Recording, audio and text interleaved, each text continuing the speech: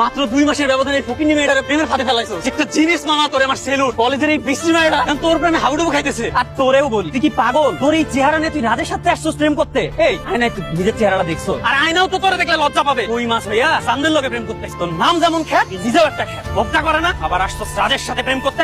একদম কাঁদবি না। এই না চেহারা ঢং কিসের?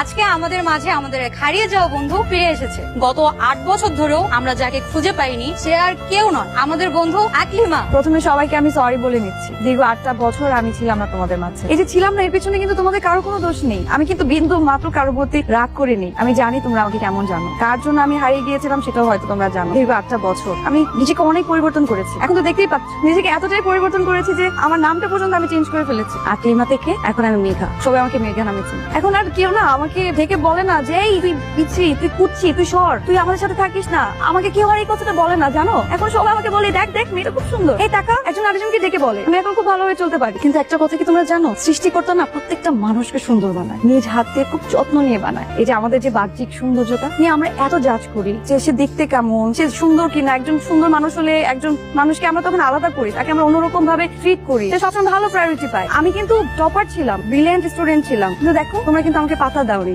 এখন কেন দেখছো যে আমি অনেক সুন্দর হয়ে গেছি? সেটা কয়দিনে, আমরা কয়দিন এরকম সুন্দর থাকতে পারবো? তারপর তো আমাদের মৃত্যু হতে হবে, মৃত্যুবরণ করতে হবে। তখন আমাদের এত সুন্দর স্কিনটা না ওই মাটির সাথে মিশে যাবে। বেঁচে থাকবে কি জানো? আমাদের ওই চরিত্র, আমাদের মন, আমাদের ব্যবহার। সবাই পার্টিটা এনজয় করো। Thank you. দোস্ত, তুই মনে এত কষ্ট নিয়ে চলে গেছিস, আর একটা দিন যদি তুই থাকতি তাহলে তুই কখনোই চলে যেতি না।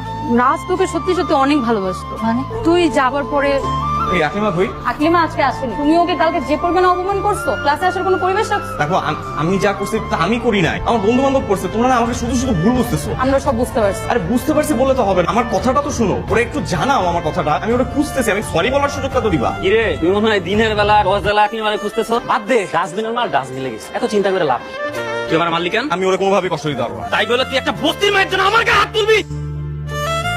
ভাই এটা আকলিমাদের বাসা না? হ্যাঁ ভাই, রতন না চলে গেছে। চলে গেছে মানে কই চলে গেছে? সে তো জানি না ভাই কই গেছে ঠিকানাটা ম্যানেজ করে দেন না। ভাই কোনো নাম্বার টাম্বারও দিয়ে যায় নাই? যায় না। প্লিজ তুমি একটু আমাকে আকলিমার কাছে নিয়ে যাও প্লিজ। আমি ওর পায়ে ধরে মাপছো। দেখো আমি কিন্তু ওকে সত্যি সত্যি ভালোবাসছিলাম। আমার ভালোবাসা কোনো দিক থেকে মিথ্যা ছিল না। ওকে একটু ওর কাছে নিয়ে যাও প্লিজ। ভাইয়া আমি সত্যি জানি না আকলিমা কোথায়, আর আকলিমার সাথে আমার নিজেরও কোনো যোগাযোগ নেই। আমি জানলে আপনাকে অবশ্যই বলবো।